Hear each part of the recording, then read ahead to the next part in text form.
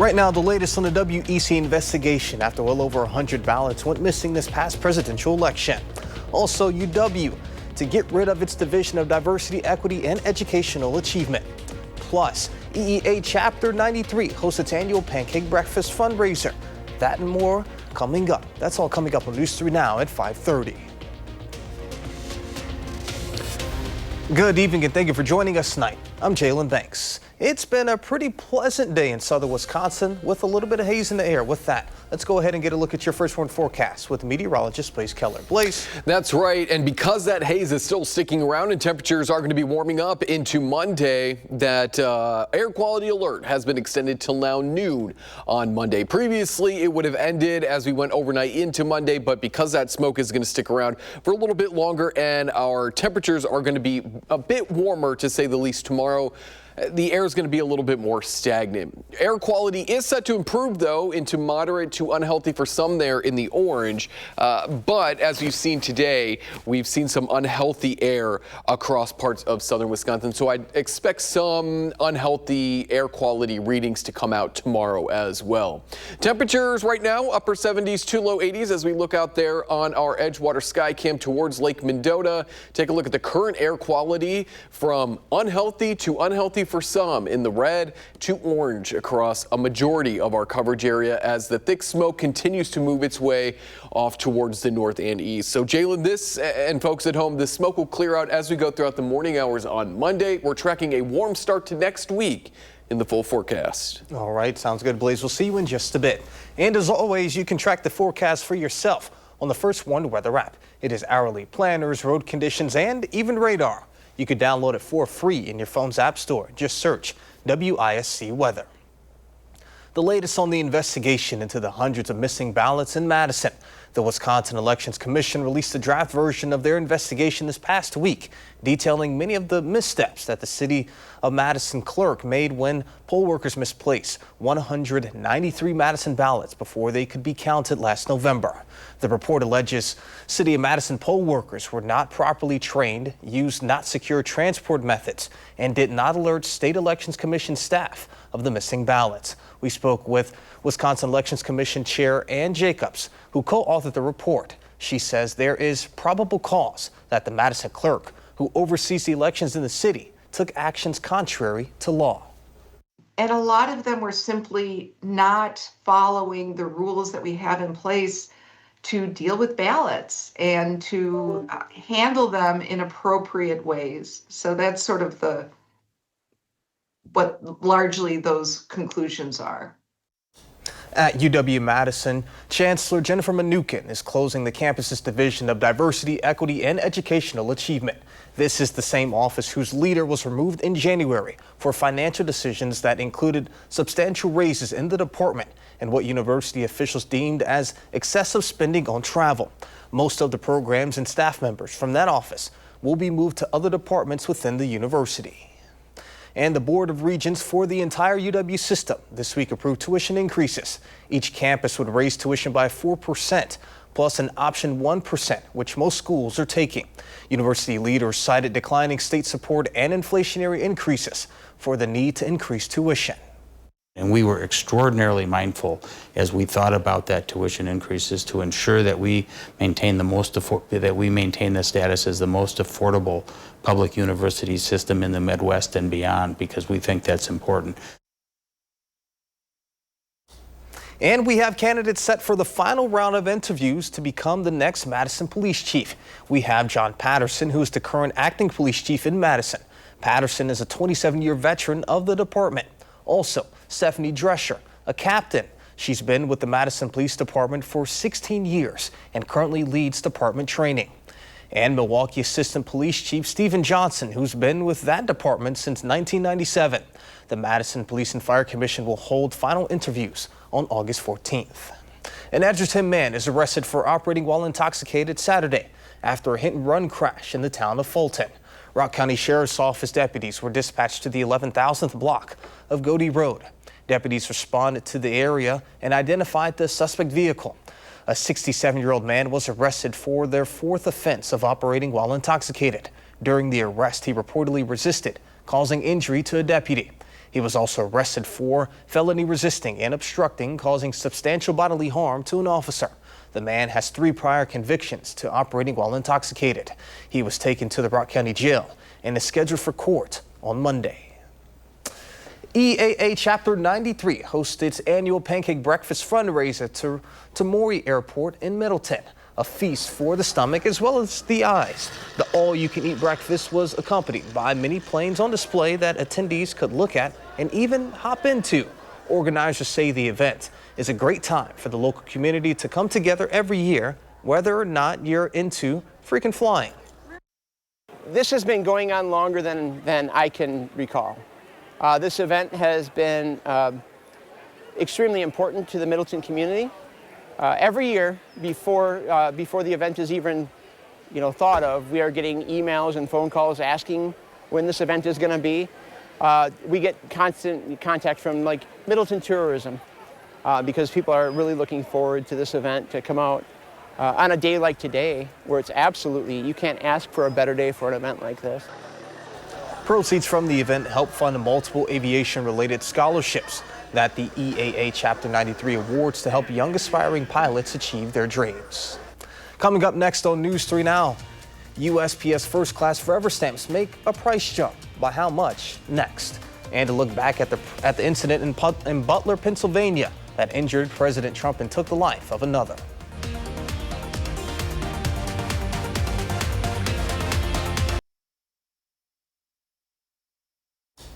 Police in Lexington, Kentucky say a gunman is dead after he shot and wounded a state trooper, then killed 2 people at a nearby church. This unfolded this morning.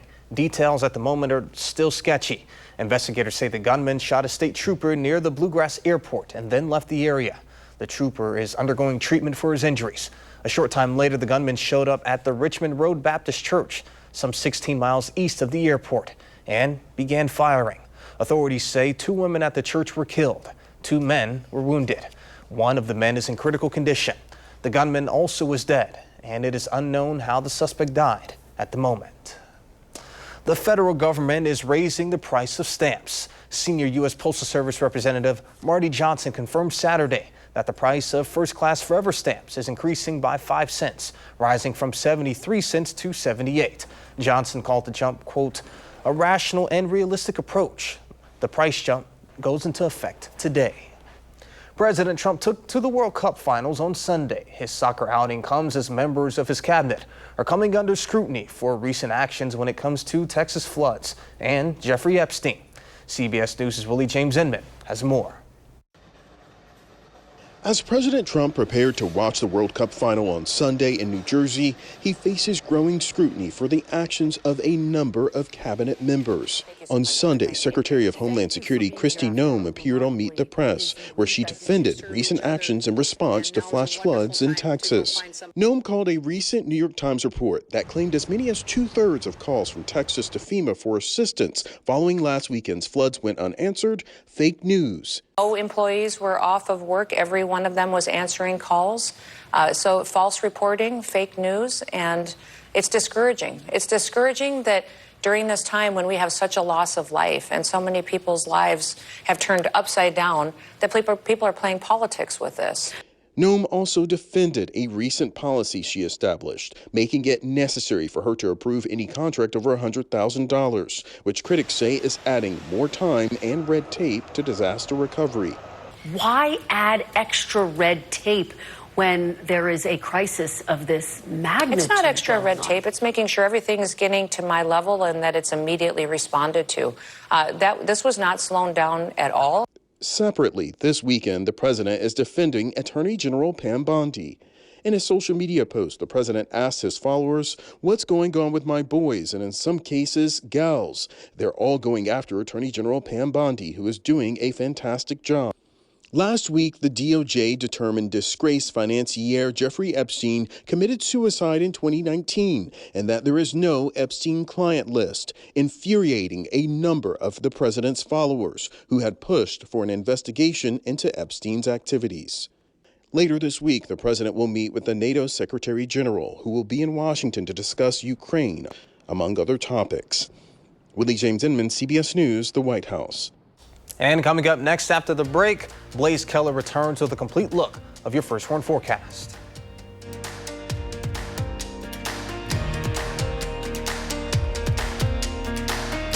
News 3 now at 5:30. The search for the victims of the devastating floods in Kerr County, Texas, has transitioned into a recovery effort 1 week after the last survivor was found. At least 129 people died statewide, and around 160 more remain missing. CBS News correspondent Wendy Gillette has an update from New York.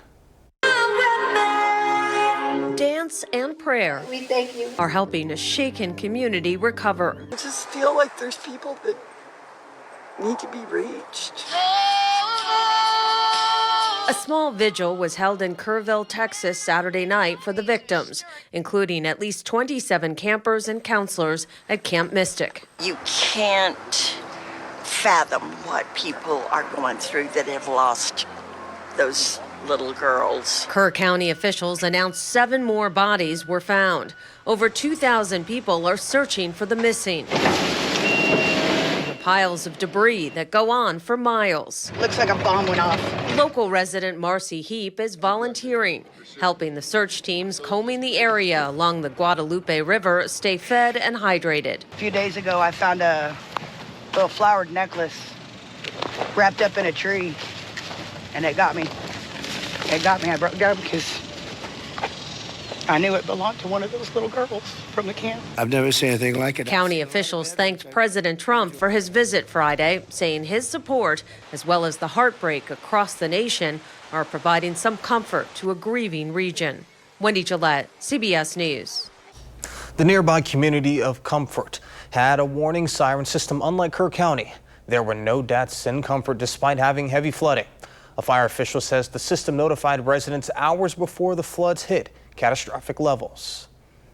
Let's go ahead and get a look at your first warn forecast with meteorologist Blaze Keller. Blaze? We're going to continue to sit underneath these hazy conditions throughout the rest of your Sunday afternoon, evening, and overnight. Now, Monday is going to start off hazy, and it's going to become more hot and humid as the day goes on. We're also going to push out that smoke before rain chances return starting later Tuesday night and continue into Wednesday and Thursday of next week. A little less smoke cover stretching from northeastern parts of Dane County all the way back north and east into Door County, but we're beginning to see this area of thicker smoke be pushed north and eastward. So that will eventually push its way back into places that have maybe been sitting underneath less smoky conditions over the last couple of hours. And that's going to continue to push off towards the northeast and eventually get on out of here as we go into early Monday. But we're still going to keep some of that smoke around through the morning hours on Monday, especially closer to Lake Michigan. Southwesterly winds take on over. And that's the reason why the smoke is clearing on out of here and why we're going to be warmer and humid as we go not only into Monday, but Tuesday as well. Even though the smoke will likely be out of here by about 9-10 o'clock, we're going to keep that air quality alert through at least noon just because of some lingering smoke and the fact that because we're going to be heating on up, it is going to be a bit muggy out there, and we're going to trap a little bit of some of those pollutants, not only from smoke, but say from exhaust pipes and everything like that. So until we really start to kind of clear out all that smoke and we continue to have these southerly winds, it is going to be a little bit on the more stagnant air side. It will feel sticky on Monday and then certainly not comfortable into that oppressive feeling as those dew points get higher and higher as we go into the middle of next week. But that's also when we'll see our best chance for rain. So we have to get moisture in the atmosphere to get the rain. It's just going to be combining with some of those hotter temperatures, so it is going to feel a little bit sticky outside. But temperatures will start to cool down as we go into the second half of this week. So that is some good news. We'll say goodbye to the 80s and 90s. We'll enter back into those 70s and still keep some of those dew points around. So it'll be a little bit more tolerable outside. In terms of rain over the next week, we're looking at maybe 1 inch to 1.5 inches. We're eyeing, as I said, those 2 chances, Wednesday and Thursday. Doesn't look to be super widespread, but those are really our 2 big chances for rain over the next upcoming week. Then we dry out as we go into a Friday, Saturday, and maybe see some showers and thunderstorms return by Sunday of next week. That could continue into that following Monday as well. But I think right now we're just kind of having to deal with obviously those hazy conditions. It was really weird walking around downtown at Art Fair on the Square because you could truly like see the smoke just in the city. It was very odd. Yeah, when I walked out my home this morning to head to the gym, I was rubbing my eyes to make sure I wasn't tripping. Yeah. I was like, oh, this is real. But I couldn't smell it. Yeah. I couldn't smell it either, but No. I was in a golf scramble today in Middleton, and you can kind of see everything at Pleasant View, and you could see all the smoke. I mean, it was unbelievable. It was very eerie. Yeah, it was. Just a smidge. Hopefully it clears up soon, though. Yes. Andrew, what do we have coming up in sports? Well, speaking of golf, still coming in sports, Joe Knows Best. We tell you which Madison resident won the world's biggest celebrity golf tournament. The answer next on News 3 Now.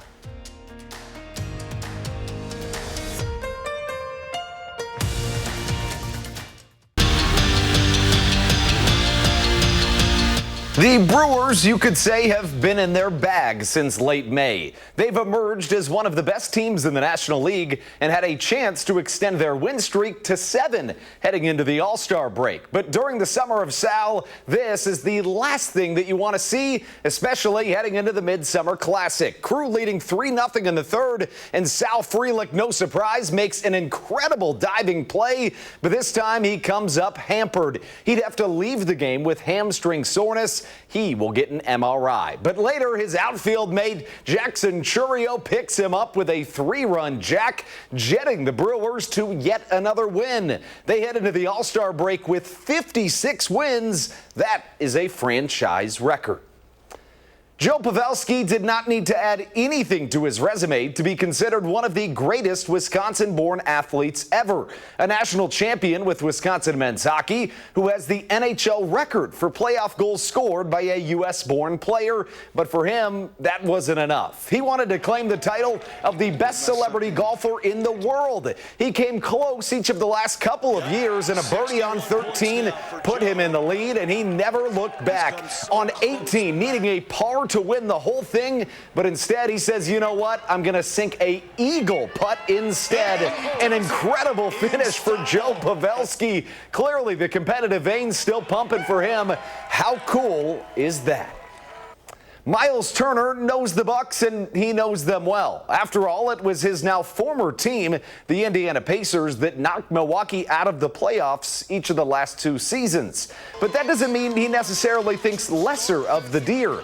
The center, who is an elite defender and a knockdown three-point shooter, is coming fresh off an appearance in the NBA Finals and believes his new team, the Bucks, have what it takes to win it all, with he and Giannis centered around the ball. There was a lot of decisions that had to go into it. It wasn't an easy one. I spent, 10 years of my life in one place. I was a teenager when I first got to the indie market. And, when I just sat back and started to evaluate things and just see where I was in my career, see where I was in my life, and, what I wanted for myself, I just kind of saw what the Bucks were putting together. And, I was excited about the opportunity. And Joe Pavelski, I mean, how cool is that? A guy that lives right here in Madison, has lived here for a long time, is originally from not too far from here, putting Madison on the map at one of the biggest golf events of the year. Steph Curry's there. I mean, just about every celebrity or athlete you could think of is there. And there's Joe Pavelski from Wisconsin right here in Madison, winning it all. Pretty cool. Absolutely. You'd mentioned yesterday how, a lot of these are some of the best golfers who aren't actual pro golfers. Right. We've seen, Steph Curry hit hole-in-ones in years past, and he's going up against some pretty legit golfers, and it's just a testament to how great of an athlete he actually is to go out there and beat a field of pretty good golfers at that. Yeah, it's really cool, and a special shout out to Joe. A really, really neat thing that he did today. Absolutely. Well, sounds good. Thank you, Andrew. A final check of your first one forecast is coming up. Andrew, real quick, your thoughts on the signing of Miles Turner for the Bucks? Yeah, I think it's a good one. I think it's about all they could do with what they had available to them. If they wanted to make Giannis happy and make him stay this summer, waiving Damian Lillard and bringing in a really good player is a good option. I don't exactly know that it gets them to where they want to get, though. That's fair. All right, Blaze, what should we expect as we head into the evening?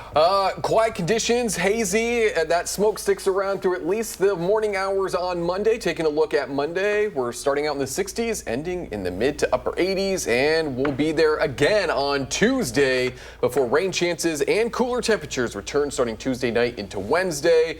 We could see those raindrops wrap up by Friday of next week. All right, sounds good. Thank you, Blaze, and thank you, Andrew, and thank you all for joining us. 60 Minutes is coming up next, and of course, we'll see you right back here on News 3 Now at 10.